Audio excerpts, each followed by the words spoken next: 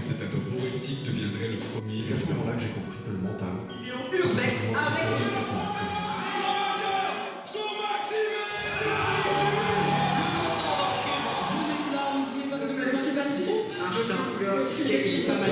Encore une belle année qui s'achève sur l'internet français. Et oui, c'est déjà la fin de 2024 les amis. Et on a eu droit à beaucoup de choses cette année. Tous nos créateurs préférés nous ont fait passer beaucoup de bons moments. Et c'est pour ça que j'ai voulu faire cette vidéo qui regroupe les meilleurs moments de YouTube en 2024 selon moi. Alors installez-vous bien et c'est parti pour un voyage nostalgique à travers l'année 2024. On commence le 19 janvier. Squeezie sort sur Prime Video un documentaire intitulé Merci Internet. Il est composé de 5 épisodes qui retracent les débuts du youtubeur sur le web, puis sa montée en puissance et enfin sa domination du YouTube français. Mais il montre aussi l'énergie que ça demande d'être un aussi gros créateur de contenu et 3 jours plus tard, Squeezie annonce qu'il va prendre une pause pour lui et ses équipes pendant plusieurs mois. Le 25 janvier, Seb sort aussi un documentaire où il nous partage quelques jours qu'il a passé au Groenland avec Mike Horn et il nous montre toutes les difficultés qu'il a rencontrées et comment il a réussi à les surmonter grâce à son mental. C'est d'ailleurs le nom du documentaire, le mental. Et c'est bien trouvé parce que partir explorer le Groenland c'est déjà pas facile, mais le faire avec Mike Horn et son rythme de surhomme, eh bien c'est encore plus difficile. Le 9 mars, Inoxtag sort une vidéo où il passe 48 heures dans les backrooms avec Michou, Amine, Billy, Mathieu et le grand JD. 1h44 d'enquête oppressante et paranormale et une mise en scène et un niveau de production rarement vu sur YouTube. Parce que tout se passe dans le décor d'une des plus grandes légendes urbaines d'internet, qui a été recréée avec une crédibilité époustouflante par la prod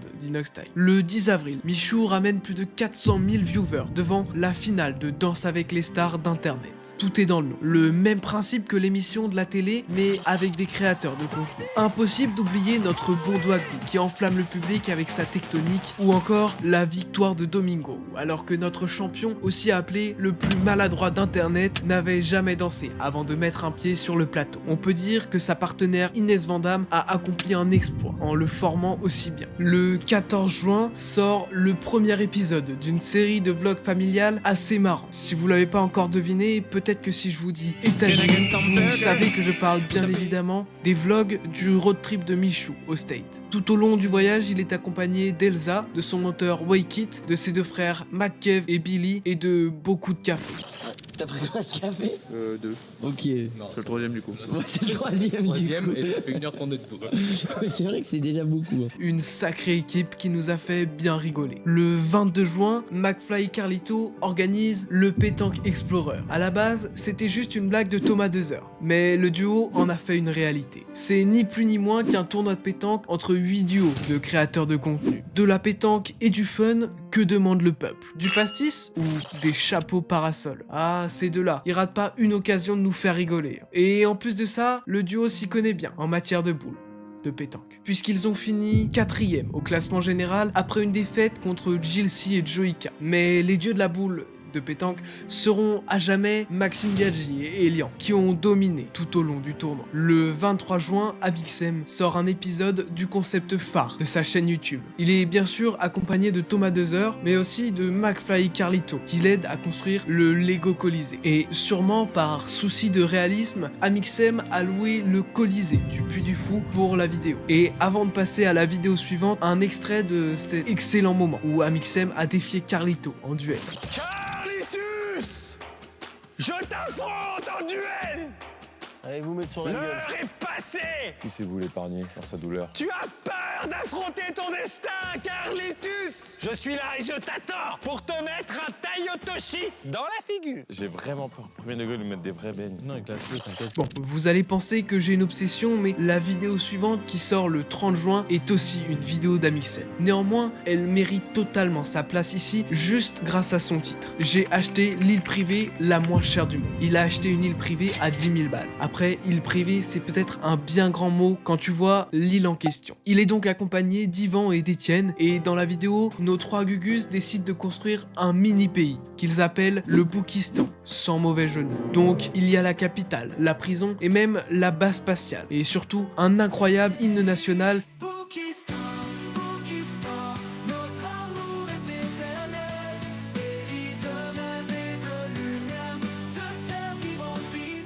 qui est très vite devenu le hit de l'été. Pas du tout, c'est faux, vraiment. Il a pas percé ce son. Il est même pas sur Spotify. La vidéo sort, la plupart des personnes passent un bon moment, rigolent bien, puis s'en vont. Mais d'autres se disent, le Boukistan ne va pas s'arrêter là. Sur Instagram, un vrai roleplay se met en place. Petit à petit, des comptes apparaissent et prétendent remplir une fonction au Boukistan. Il y a le maire, la police, les gardes-côtes et même Apple Boukistan. J'étais moi-même le ministre de la création de contenu du Boukistan. Le compte officiel du Boukistan réunit très vite 30 000 abonnés. Mais les Boukistanais ont envie de faire connaître leur pays au monde entier et surtout de se faire repérer par Amixem. Et cela passe par une étape cruciale. Maxime Click doit parler du Boukistan. Vous avez peut-être déjà deviné la suite. J'ai envoyé un petit DM à Maxime et la vidéo est sortie un jour plus tard. Malheureusement, Amixem n'a jamais montré un grand intérêt pour cette communauté de fans. Le 1er juillet, Maxime Click sort un short qui restera dans les mémoires puisqu'il explique comment il a rencontré son meilleur abonné, le plus fort, le plus investi. En un mot, moi-même. Bon. Je rigole bien évidemment, c'était une rencontre de légende, mais passons aux choses sérieuses. Puisque le 13 juillet, MrBeast fait vibrer internet dans le monde entier. 50 créateurs s'affrontent pour $1 million. C'est le nom de sa vidéo. Des youtubeurs du monde entier sont enfermés dans un cube géant. Le dernier qui reste remporte le million pour ses abonnés. Pour représenter notre pays, 3 figures emblématiques de l'internet français. Le streamer Amine Mathué et les youtubeurs Mastu et Amixem qui ne s'étaient pas revus depuis 4 ans. Et je vous entends déjà derrière vos écrans, oui, je parle encore d'Amixem. Et je vais même continuer, puisque là où Mastu et Amine ont échoué, il est allé jusqu'à l'épreuve finale de la vidéo du roi de YouTube. Et puis, le MrBeast français est arrivé à bout de force. Il a utilisé le peu d'énergie qu'il lui restait pour créer un mème international. I have suitcase. Avant de se faire éliminer à la place honorable de 4ème. Et vous savez ce qui est honorable aussi? C'est le partenaire de cette vidéo. Laissez-moi vous parler de Black & White. C'est une marque de vêtements qui a été créée par 2 potes il y a 6 mois et ils font des t-shirts super stylés. Regardez-moi ce design, 10 sur 10. C'est aussi super confortable. Tellement confortable que je le mets dans toutes mes vidéos, ce t-shirt. Et c'est de la qualité, vous pouvez leur faire confiance. Donc, si vous avez envie de gagner en style et en charisme, le lien est dans la description. Sinon, vous pouvez toujours aller faire un petit tour sur leurs réseaux sociaux, histoire de lâcher un petit follow. Parce que, en plus de faire des t-shirts de qualité, ils font du contenu de qualité. Ça vaut le coup que vous alliez voir. Tous les liens sont dans la description. Maintenant, c'est à vous de faire le travail. Merci d'avance parce que, en plus de les aider à se développer, eh ben, ça soutient la chaîne. Allez, on reprend la vidéo. Le 1er septembre, Joyka sort une vidéo où il passe 48 heures dans le noir total avec son pote Mathieu dans une maison qu'ils ne connaissent pas. Déjà, avec eux, il y avait de sacrés dérapages. Comme dans ce petit jeu où il fallait trouver les bonnes lettres pour former un mot. Vite. Enlève le F et fais dire à Nathalie c'est quoi ton mot. Mathieu, ton mot est bite. Mais quand Jilcy et Manas sont arrivés, la décadence a commencé. Allez, je me casse de là. Tu viens de souffler sur qui, saltimbanque? Ah putain, excuse. La démarche. Aïe. Ah, je l'ai pris plein de gueule. Ah, tu m'as retourné la paupière, gros. Mais t'as lancé quoi? Un coussin, mais tellement rigide. Franchement, j'ai rarement autant rigolé devant une vidéo. Plus drôle que ces 4-là, c'est vraiment difficile à faire. Je les adore. Le 6 septembre, un événement majeur de Twitch fait son retour pour la 8e fois. Le Z-Event de Zerator, qui rassemble 36 streamers en présentiel pour 3 jours de live caritatif pour soutenir 5 associations. Et certains se sont bien plus démarqués que les autres. Je pense notamment à Samuel Etienne. Oui, vous avez bien entendu, le présentateur de Questions pour un champion est également un très bon streamer et un peu moins bon joueur de Valorant. Mais on se rappellera longtemps de sa magnifique teinture verte et du moment où il nous a révélé son passé de Yakuza en nous montrant son énorme tatouage. Il y a eu pas mal de musique aussi, puisque la streameuse Avamine a ramené le DJ Vladimir Cauchemar et que Kameto a sorti un tube. Oui, j'abuse un peu sur le mot tube. Mais s'il y a bien un homme à retenir, c'est Domingo. Parce que après avoir invité les frères Lebrun, il a dépassé le 1 million d'euros sur sa cagnotte perso. Et après 3 jours intensifs, le Z-Event a battu un record. La cagnotte totale s'est élevée à 10 millions d'euros de dons. Ça fait à peu près 13 Lamborghini Aventador. Le 14 septembre, une vidéo sort et va prendre possession d'internet pendant plusieurs semaines. 40 millions de vues, une diffusion sur TF1 et plus de 350 000 entrées au cinéma. Je parle bien évidemment du documentaire d'Inoxtag, Kaizen, 1 an pour gravir l'Everest. 2h40 où on suit le parcours d'Inoxtag et de son guide Mathis Dumas dans leur entraînement, puis dans leur ascension de l'Everest. On en a pris plein la vue, mais Inoxtag ne s'est pas arrêté là. On en reparle dans quelques minutes. Le 1er octobre, Magla sort Dress to Impress, un concept inspiré d'un jeu Roblox où les invités doivent composer des tenues en rapport avec le thème imposé avant de défiler devant un jury. Dans cette vidéo, on avait un Elian très à l'aise, très à l'aise, et un Samuel Etienne au prime de la Fashion Week. Le 6 octobre, mon cher ami Maxime Click nous a bien impressionné en sortant une vidéo avec Amixem. Le concept, une interview du youtubeur aux plus de 8,7 millions d'abonnés dans une pièce sans aucune lumière, avec des questions basées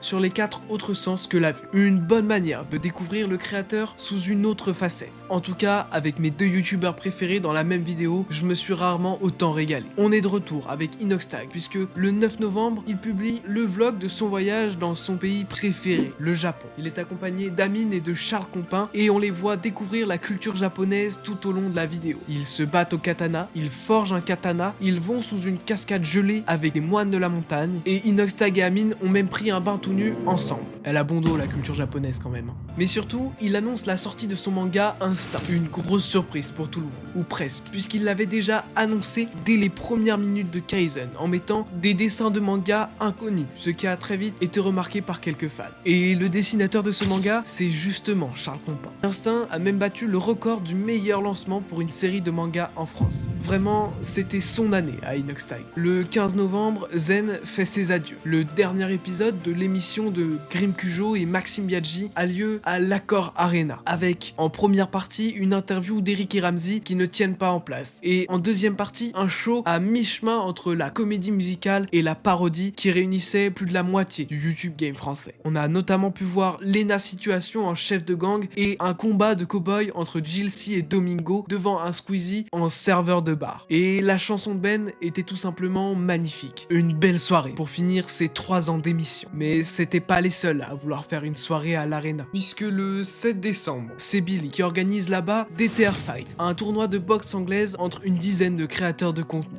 Le live a réuni plus d'1 million de viewers et le public était enflammé devant des créateurs de contenu prêts à tout pour achever leur adversaire. Mais il y avait 2 combats en particulier qui étaient très attendus. Celui de Jilcy contre Mastu. Et après une entrée fracassante de Jilcy et un combat acharné, c'est Mastu qui a réussi à arracher la victoire. Et le prime de la soirée, c'était Billy contre Greg MMA. Mais le courageux Billy s'est vite incliné face à la puissance du maître. Et voilà, c'est la fin de l'année 2024. Maintenant, il est temps de passer à 2025. L'année où Squeezie va peut-être passer les 20 millions d'abonnés et Amixem les 9 millions. En tout cas, ce qui est sûr, c'est que c'est l'année où Maxime Click va atteindre les 100% du million d'abonnés et ça, Internet ne l'oubliera pas. Et on arrive à la fin de cette vidéo. J'espère que vous avez bien aimé. Si vous êtes encore là, vous êtes les GOAT. Vous pouvez vous abonner, liker et mettre dans les commentaires votre moment préféré de l'année 2024 sur YouTube. N'hésitez pas aussi à aller faire un petit tour sur les réseaux de Black and White. Ils se la donnent énormément pour créer du bon contenu et des bons produits, donc allez les soutenir. Je compte sur vous pour leur faire passer au moins les 300 followers Instagram. Sur ce, à bientôt pour continuer de parler de nos youtubeurs préférés.